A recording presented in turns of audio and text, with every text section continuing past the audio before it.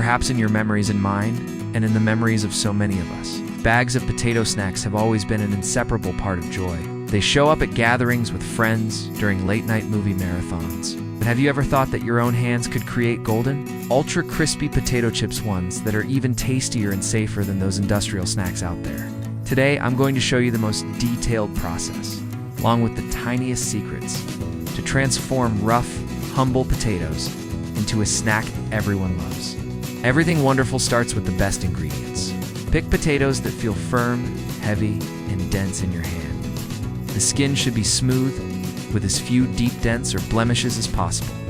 And most importantly, stay far away from potatoes that have sprouted or turned green.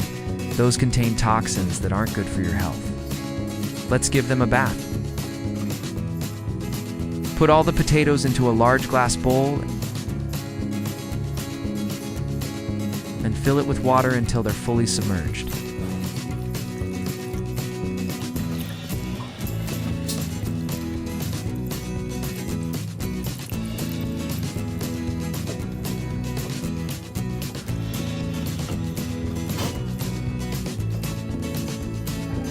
Wash them thoroughly to remove all the dirt and grit. As you can see, I'm using a paper towel to scrub each potato clean.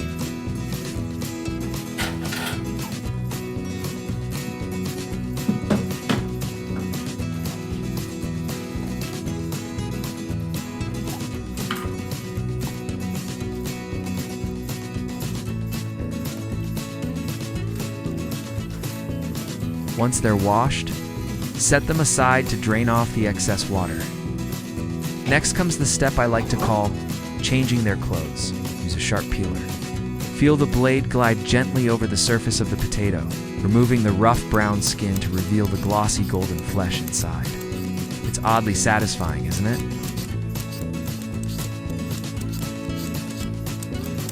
Be gentle and careful so you keep as much of the potato flesh as possible.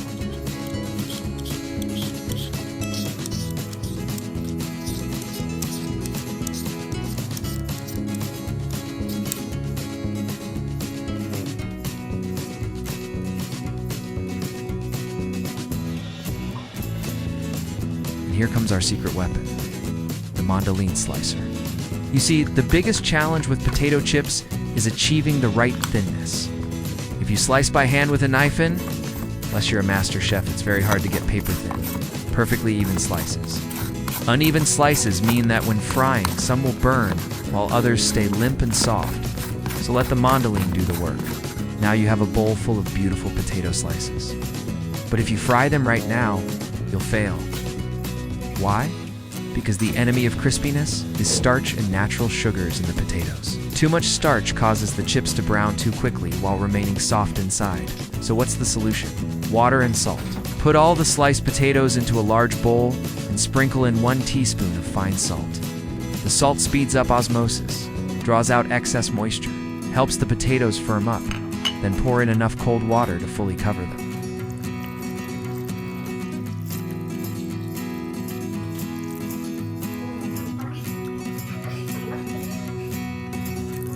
Gently stir with your hand, treating the slices like delicate flower petals.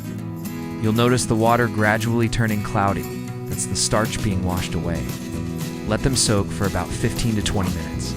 This is a great time to relax, listen to some music, or prepare for the next step. Don't skip this part. Your patience will be rewarded.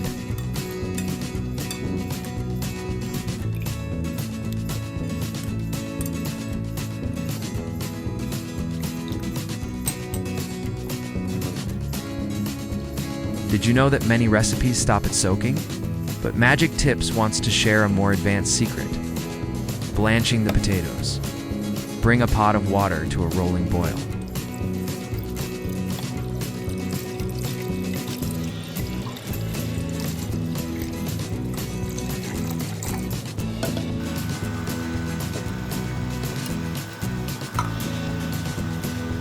When the bubbles are vigorously rising, the temperature is just right.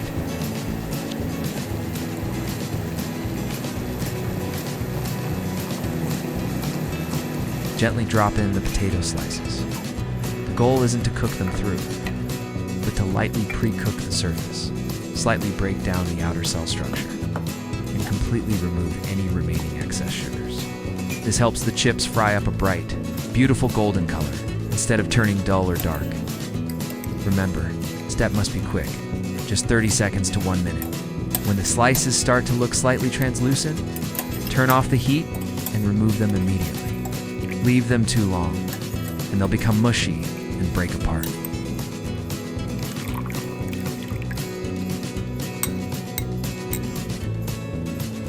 Now we move on to the most meticulous step, and also my favorite because it trains patience.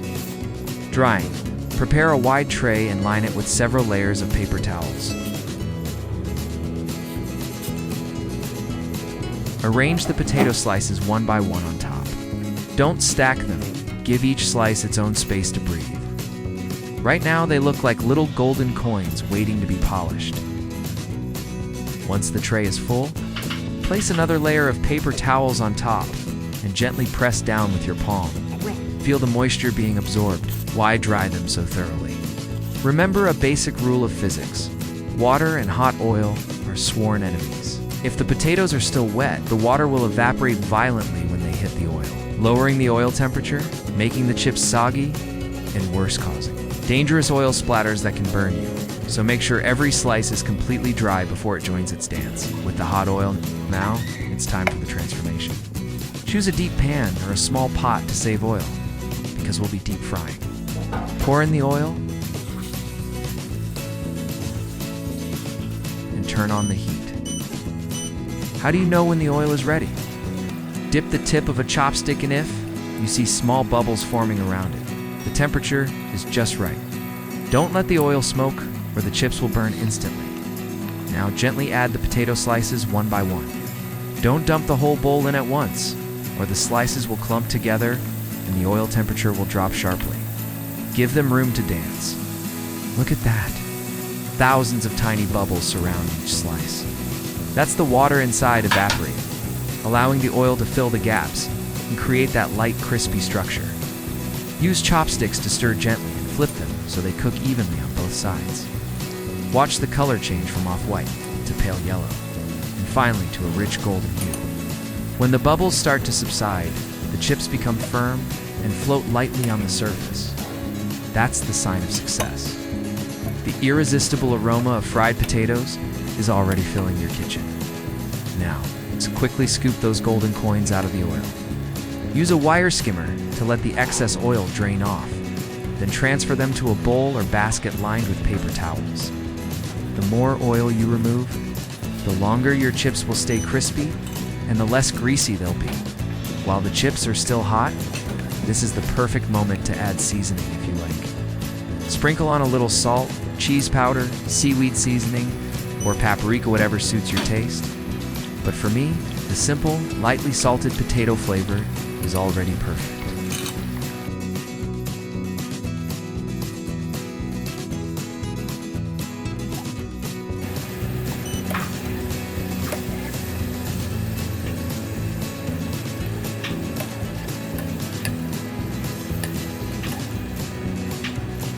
Just look at your results. Golden, slightly curved potato chips, proud and beautiful. Pick one up, you can feel how light and dry it is. And now, the most important moment. Crunch. Did you hear that? That crisp, crackling sound in your mouth, the nutty richness of the potato combined with a gentle touch of salt. No old oil smell, no preservatives like packaged snacks.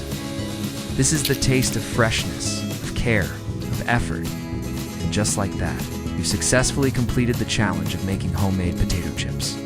Not as hard as you thought, right? With a little patience and attention to detail, you've created an amazing snack to treat yourself and your family.